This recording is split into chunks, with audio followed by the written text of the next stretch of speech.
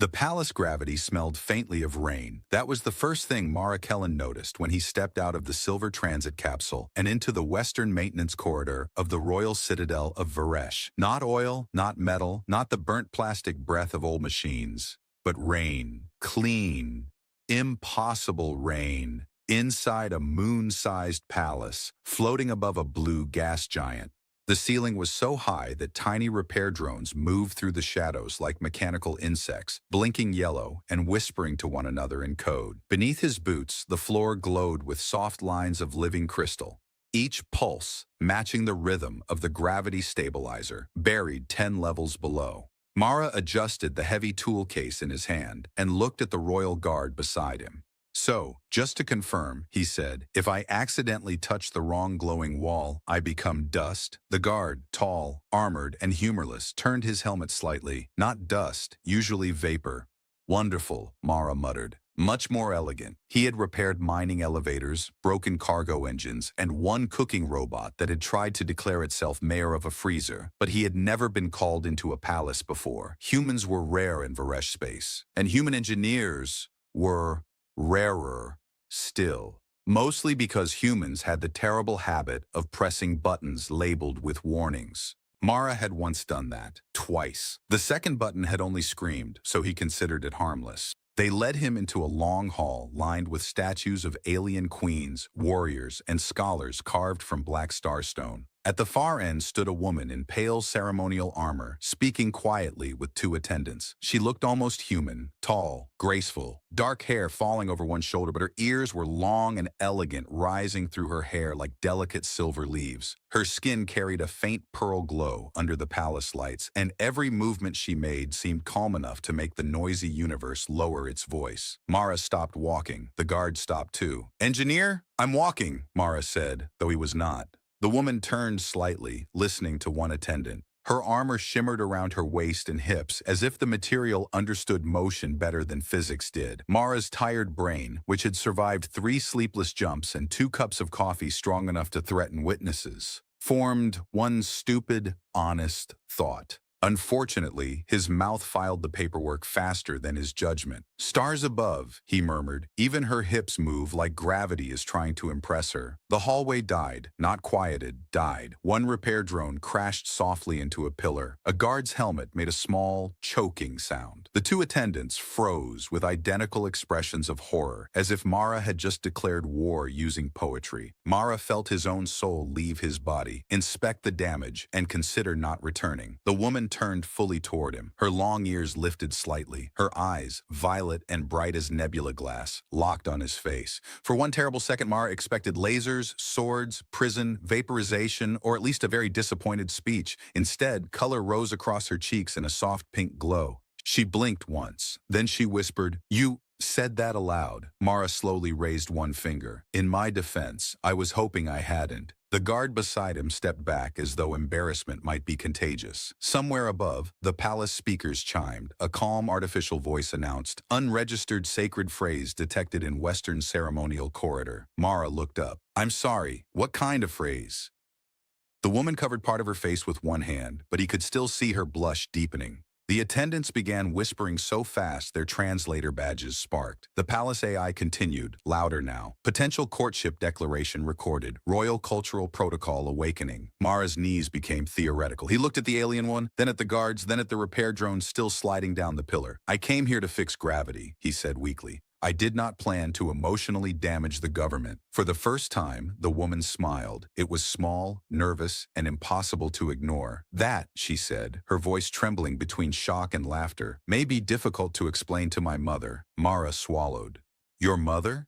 The guards all lowered their heads. The woman's long ears twitched in embarrassment. "The queen," she said. Mara closed his eyes. "Of course, because insulting a princess would have been too simple." Mara discovered that panic had a sound. In the citadel of Varesh, it sounded like 12 royal guards lowering their pulse lances at the floor, 3 attendants whispering into translation rings, and one ancient palace AI politely humming as if it had just found a delightful legal disaster in a dusty drawer. The princess still stood before him, cheeks glowing pink, long ears lifted in helpless embarrassment. Her name, one attendant finally managed to say, was Seralya Varesh, daughter of the Queen, keeper of the Western orbits, and apparently the worst possible person in the galaxy to accidentally compliment in a hallway. I would like to clarify, Mara said, carefully raising both hands, that I respect gravity, royalty, and everyone's personal space. The AI chimed again. Clarification accepted. Emotional sincerity remains high. That machine is guessing, Mara said. It scans pulse rhythm, skin temperature, vocal tremor, and micro-muscle honesty, Seralya replied, still unable to meet his eyes. Mara stared upward. So, the ceiling is a gossip. A tiny maintenance drone near his boot beeped once, as if offended on behalf of ceilings everywhere. Seralya took a slow breath. Her armor softened its glow, shifting from pearl white to faint silver. Up close, she looked even more human than Mara expected, except for those graceful long ears that moved with every hidden emotion. In my culture, she said, to speak sincerely of someone's beauty is not casual. It is old language, sacred language, courtship language. Mara felt his face burn. On Earth, it is usually called being an idiot before breakfast. One guard coughed inside his helmet. Another guard whispered, "Is that also sacred?" "No," Mara said quickly. "That is very unsacred." Seralya's lips trembled, fighting a smile. The palace does not understand accidental romance. It only records ceremonial intent. As if waiting for applause, the corridor lights dimmed. Blue holographic symbols opened in the air around them, ancient letters spinning like frozen comets. A golden circle formed beneath Mara's boots, and another beneath Seralya's. He jumped sideways, but the circle politely followed him. Potential sacred partners identified, the palace announced. Initiating preliminary bond registry. No registry, Mara said. Cancel, delete, send to spam. Command denied. You are not royal administration. I'm maintenance. Maintenance is honored, but emotionally irrelevant. That is hurtful and oddly accurate, Mara muttered. Seralya finally laughed, a quiet sound that softened the terror in the hall. Then she seemed surprised at herself. The guards looked even more frightened by her laughter than by the sacred phrase. One attendant pressed both hands to her face and whispered. The princess smiled at him. "We are doomed." Mara turned to Seralya. "Please tell them this was a misunderstanding." "I can," she said. "Good. But if I deny it too quickly, it will imply your words were false." Mara opened his mouth, closed it, opened it again. "I'm trapped by politeness." Very deeply. The holograms shifted, projecting images of ancient Varesh couples standing under twin moons, speaking poetic vows, while starships burned ceremonial trails across the sky. Mara watched one glowing figure kneel and offer a crystal flower. "That seems more organized than what I did." "You bypassed 17 traditional stages," Seralya said. "I skipped to disaster, efficient." Before she could answer, the corridor doors opened with a thunderous hiss. A new group of guards entered, wearing black armor marked with the Queen's crest. Behind them floated a small silver orb with a single red eye. It scanned Mara from head to toe and announced, "Human male. Elevated panic. Low threat. High confusion." Mara nodded. Finally, an accurate report. The lead guard bowed to Seralya. "Princess, the Queen has been informed." Seralya's blush returned instantly, her long ears lowered. Mara looked around the beautiful, impossible corridor, the living crystal floor, the hovering drones, the sacred holograms circling his feet, and realized the gravity stabilizer was no longer the most unstable thing in the palace. The guard turned toward him. "Engineer Mara Kellan, you will accompany us to the royal court." Mara lifted his tool case. "Can I at least fix something first?" The palace AI replied warmly. "You already have." The royal court of Varesh did not look like a place where accidents were forgiven. It was a vast circular chamber suspended inside a transparent dome, with the blue gas giant rolling beneath their feet like a storming ocean. Stars burned beyond the glass. Rings of floating seats held nobles in silver robes, military commanders in dark armor, and scholars with glowing memory lenses over their eyes. At the center, Mara stood beside Princess Seralya, gripping his tool case as if a wrench could defend him from diplomacy. The Queen sat on a throne grown from black crystal and living light. She looked like Seralya, human in shape and face, with long, elegant ears rising from her silver hair, but her gaze carried the calm weight of someone who had ordered fleets into war before breakfast. So, the queen said, her voice echoing through the dome, this is the human who spoke sacred courtship words to my daughter in a maintenance corridor. Mara swallowed. When you say it like that, it sounds worse than it was. A scholar lifted one glowing lens. The original recording sounds very committed. It was not committed, Mara said. It was tired. The palace AI replayed his voice through the court. Even her hips move like gravity is trying to impress her. Silence fell. Then someone in the noble seats whispered, poetic. Mara slowly turned red. Could the ceiling please stop betraying me? Seralya covered her mouth, but her shoulders shook with quiet laughter. Her blush had not fully faded since the corridor, and her long ears twitched every time a noble stared at them. The queen noticed this. Unfortunately, queens noticed everything. Princess Seralya, the queen said, do you claim insult? Seralya straightened. No, mother. A wave of murmurs moved through the chamber. Do you claim falsehood? Seralya's face turned brighter. I do not. Mara stared at the floor. I'm going to become vapor now, aren't I? The lead scholar floated a holographic tablet before him. Human Mara Kellan, explain your intention. My intention, Mara said carefully, was to think privately. Failed intention recorded, the palace AI said. Thank you, metal pigeon. A small drone above him beeped angrily. Mara took a breath. I did not know your customs. On Earth, people sometimes say foolish things when they admire someone. It does not automatically mean marriage. One elderly noble leaned forward. On Earth, beauty is spoken without honor? No, with honor, Mara said, then panicked.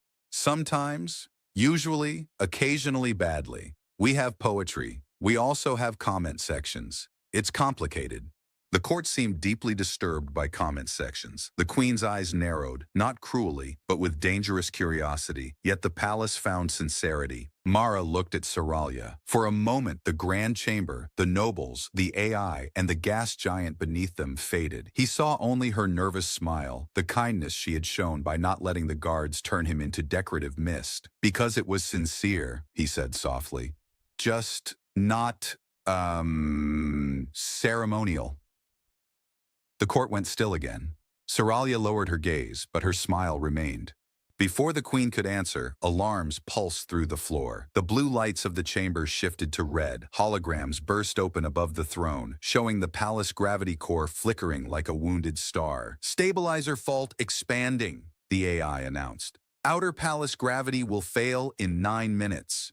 Every noble rose in panic. Mara looked up sharply, all embarrassment draining from his face. That's not a fault. That's a phase inversion. The queen stood. Can you repair it? Mara opened his tool case, finally feeling useful. I can try, but I need access, a guide, and someone who can stop nobles from screaming near delicate equipment. Seralya stepped forward at once. I know the lower sanctum. The queen looked between them, her expression unreadable.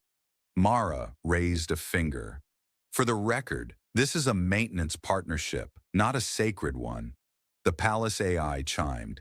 Distinction unclear. Seralya smiled despite the alarm. Then we should hurry before the palace proposes for us. Mara followed her toward the opening doors, red light flashing across the crystal floor. Behind them, the queen watched with quiet intensity as the human who had accidentally embarrassed her daughter ran to save the heart of her kingdom. Seralya led Mara through a vertical shaft where gravity behaved like a nervous animal. One moment his boots clung to the wall, the next his stomach tried to introduce itself to his throat. The princess moved ahead with graceful certainty, her long ears angled back in concentration, pale armor glowing against the red emergency lights. Mara followed with his tool case banging against his knee and his dignity somewhere 3 floors above. Does this corridor always rotate? He asked, gripping a crystal rail. No. Good. It usually rotates faster. Less good. They reached the lower sanctum as the doors opened into a chamber so vast it seemed carved inside a star. At its center floated the gravity core, a black sphere wrapped in rings of blue fire, each ring turning in a different direction. Energy cables hung from the ceiling like roots of an ancient mechanical tree. Beneath the sphere, the floor cracked with pulses of unstable force, lifting dust, tools, and one very offended cleaning drone into the air. The drone bumped into Mara's shoulder and beeped angrily. Not now, Mara said. We are both having a bad day. Seralya hurried to a crystal console. The palace says the outer towers are losing alignment. If the core collapses, half the citadel will fall into the gas giant. Mara opened his tool case. Wonderful. My first royal visit includes romance, public humiliation, and planetary-scale plumbing. It is not plumbing. All engineering becomes plumbing if you panic enough. He scanned the core with a handheld device. The display filled with impossible numbers, then produced a tiny, sad face. Mara stared at it. My scanner has judged us. Seralya leaned closer, her shoulder almost touching his. Can you fix it? Maybe. Someone fed the stabilizer a false harmonic. This wasn't wear. It was sabotage. Her expression changed at once. The embarrassed princess vanished, replaced by someone raised among wars, treaties, and silent threats. Who would dare? Someone who hates gravity, or your family, probably both. The core groaned. A wave of force threw them sideways. Seralya caught Mara by the arm before he hit a floating toolbox. For one breath, they hung weightless together above the glowing floor. Her violet eyes closed, her long ears trembling slightly from the effort. Mara cleared his throat. Thank you. Very heroic, also terrifying. You're welcome. Try not to die before Mother finishes questioning you. I feel strangely motivated. They reached the main stabilizer panel, but its surface was covered in Varesh script older than the palace itself. Seralya translated while Mara worked, her voice steady over the alarms. He bypassed one burned circuit, rerouted another, and argued with a maintenance drone that kept offering him polish instead of plasma clamps. I need a clamp, Mara snapped. The drone offered a wax cloth. If we survive, I'm reporting you to whatever union hates you most. Seralya laughed despite the danger, and the sound steadied him more than the floor did. Together, they found the corrupted harmonic buried under the system's ceremonial protections. Mara had to reach into a field of unstable gravity to pull the damaged crystal free. If my arm becomes vapor, he said, tell everyone I died doing something cooler. I will say you wrestled a star. Perfect. Add muscles. He pushed his hand into the field. Pain flashed up his bones. The chamber stretched, twisted, then snapped back as he tore the crystal loose. Seralya slammed a replacement shard into place. The rings around the core slowed, aligned, and burned bright blue. The alarms faded.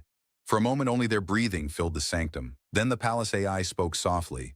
Gravity restored, maintenance partnership successful, emotional compatibility increased by 12%. Mara looked at Seralya. Your palace is obsessed. Seralya smiled, cheeks warm again. It has ancient taste. Above them, hidden in the broken crystal, a dark signal pulsed once and vanished into the royal network. Neither of them saw it, but far away in the court, the queen's throne received a single forbidden word: continue. The palace had survived. Unfortunately for Mara, so had its gossip. By the time he and Seralya returned from the gravity sanctum, every corridor seemed to contain someone pretending not to stare. Royal servants suddenly became fascinated by decorative plants whenever he walked past. Guards who had looked ready to vaporize him earlier now gave him respectful nods, followed by awkward smiles that suggested they had spent the last hour discussing him during their shifts. One young guard whispered to another, "That's him. The honest human?" No. The one who complimented the princess. The honest human. Mara sighed. I repaired a gravity core. The first guard nodded seriously. Yes, but anyone can repair gravity. His companion added, not everyone survives complimenting royalty. Mara decided not to argue with that logic. Seralya walked beside him through the crystal halls, trying and failing to hide her amusement. Her long ears twitched every few seconds whenever someone bowed toward them. You have become unexpectedly famous. I preferred being anonymous. You also preferred not accidentally proposing. That was this morning. I missed this morning. She laughed, and several nearby attendants exchanged excited glances. Oh no, Mara muttered. What? They're writing that down. They are palace historians. History is going to be very unfair to me. As they entered the central atrium, children from several noble families ran between floating gardens and miniature anti-gravity fountains. One little boy noticed Mara first. Look, he shouted, it's the human poet. I am absolutely not a poet. The child ignored him completely. He turned toward a little girl with long silver ears and puffed out his chest dramatically. Your ears sparkle brighter than quantum stars. The little girl frowned. My ears are dirty. She ran away to find her mother. Mara covered his face with both hands. I've started a cultural epidemic.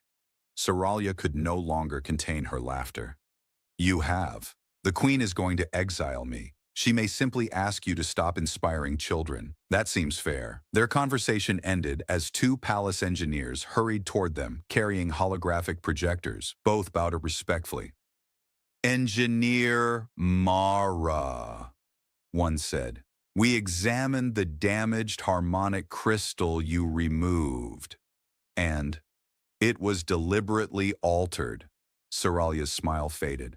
So it truly was sabotage. The engineer nodded. Someone inserted microscopic quantum parasites into the resonance lattice. They slowly changed the gravity equations over several months. Mara folded his arms. That wasn't designed to destroy the palace immediately. No, it was designed to fail during an important ceremony. The engineer looked surprised. How did you know? Because that's how intelligent sabotage works. Maximum witnesses, maximum panic. Before anyone could answer, a silver messenger drone descended from the ceiling. Its mechanical voice announced, Royal Decree, Engineer Mara Kellan and Princess Seralya are requested in the Hall of Ancestors immediately. Mara looked at the drone suspiciously. Is this the kind of request where declining is technically possible? The drone paused. No. I appreciate your honesty. Seralya smiled softly. My mother wishes to thank you. Do queens thank people? She does. That somehow worries me more. Together they walked toward the oldest wing of the palace. Ancient walls of black crystal reflected distant stars, while silent guardian machines watched from hidden alcoves. Between the enormous pillars stood statues of forgotten rulers, stretching back thousands of years. As Mara passed one weathered monument, something caught his eye. Unlike every other ancient ruler, this statue held a wrench instead of a weapon. He stopped. That's strange. Seralya followed his gaze. What is that statue? She looked confused. Our records identify him as one of the first royal advisors. Mara stepped closer. No. He pointed at several tiny symbols carved along the wrench's handle. Those aren't royal markings. What are they? Mara's expression slowly changed from curiosity to disbelief. They're engineering calibration marks. He looked around the silent hall. Someone who understood human engineering stood in this palace a very long time before humanity ever reached the stars.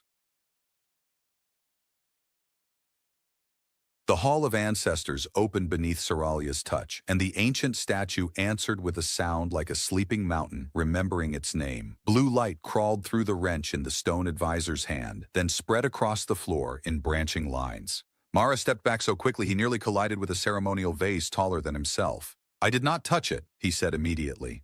Seralya looked at him. You were thinking about touching it. That is not legally the same thing. The statue's eyes ignited. A hologram rose between them. A star map older than the Empire, filled with routes no modern ship used anymore. At its center hovered a tiny blue planet, primitive and distant. Mara stared. That's Earth. Seralya's long ears lifted in surprise.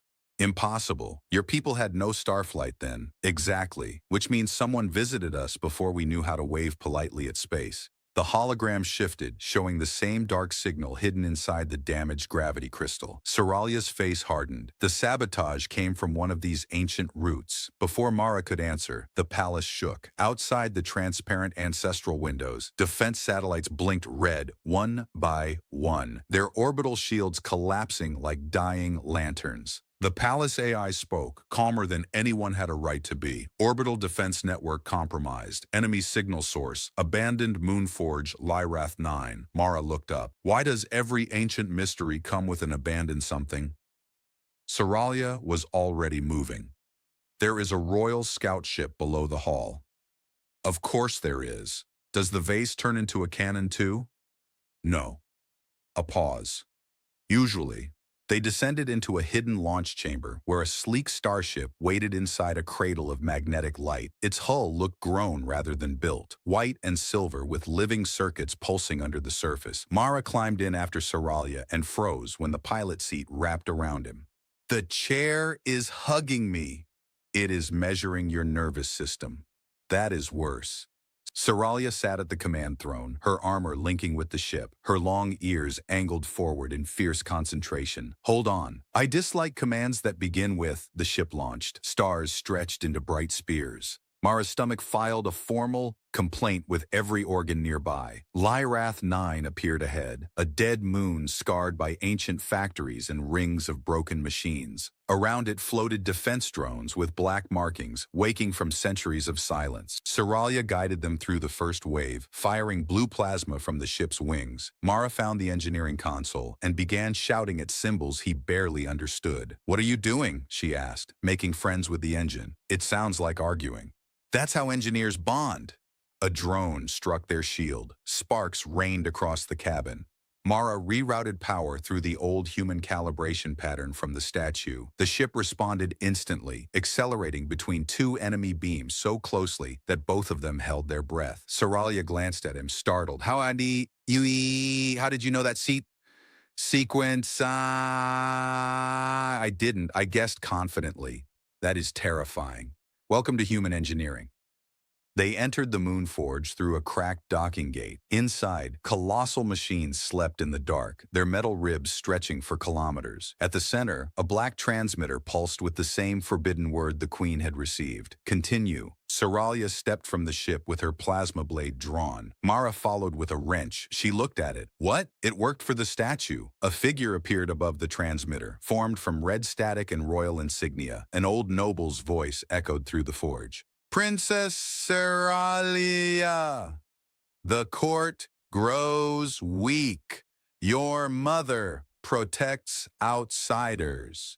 Even humans now stain our sacred laws." Mara lifted a hand. "For the record, I was invited after a very awkward hallway incident." The hologram ignored him. "The old blood will rise again." Seralya's eyes burned. "Not while I stand." The transmitter charged, preparing to seize the palace shields completely. Mara spotted the human-style calibration port beneath it and grinned despite the danger. "Oh," he said, raising the wrench. "That's a terrible place to put an access panel." Seralya smiled without looking away from the enemy signal. "Then break it, honest human." Mara hit the calibration port with the wrench, and the ancient moon forge answered like a bell struck inside a storm. Red light shattered across the chamber. The noble's hologram flickered, stretched, then screamed in static as Seralya drove her plasma blade through the transmitter's heart. For one breath, every dead machine around them woke at once, colossal gears turning in the dark like sleeping gods opening their eyes. "That was either victory," Mara said, ducking as sparks rained down, "or we just annoyed a moon." Seralya grabbed his hand and pulled him toward the ship. "Run first, define victory later." They barely reached the cockpit before the forge began collapsing into itself. The ship tore free through a storm of metal fragments, while behind them, Lyrath 9 folded inward under its own stolen gravity. Mara rerouted power with shaking hands, no longer pretending he was calm. He had arrived at Varesh as a mechanic who fixed machines and avoided important people. Now he was flying beside a princess through the remains of an ancient conspiracy, trusting his instincts instead of apologizing for them. The palace appeared ahead, shields blooming blue again around its towers. Across orbit, defense satellites reignited one by one. The Queen's voice came through the comm, proud and steady. "Princess Seralya, Engineer Kellan, report." Seralya glanced at Mara. Mara leaned toward the transmitter. "We broke the bad thing." A long silence followed. The Queen replied, "Your technical reports need improvement, but they are emotionally honest," Seralya said, smiling. When they returned, the conspirators in the court were already exposed by the restored network. The old noble who had led them was arrested beside the Hall of Ancestors, still insisting tradition had been ruined by humans, broken machines, and inappropriate compliments. A cleaning drone rolled past him and beeped rudely, which Mara considered the most balanced legal response. Days later, the royal court gathered again beneath the transparent dome. This time, no one pointed weapons at Mara. Several nobles even bowed. One child shouted, "Say the gravity hips line again," and was immediately carried away by a horrified parent. Mara looked at Seralya. "I may have damaged education. You improved poetry." The Queen rose from her crystal throne. The ancient records are clear. Humans once aided our first dynasty, then vanished from our maps. Today, one returned, not as a conqueror, not as a prince, but as a man brave enough to repair what others broke. Mara shifted awkwardly and accidentally start a courtship scandal. The queen's mouth curved. That too. Laughter moved gently through the court, not mocking this time, but warm. The sacred registry was brought forward, its holographic pages glowing between Mara and Seralya. The queen looked at them both. No law, no tradition, and no palace AI may bind two hearts without consent.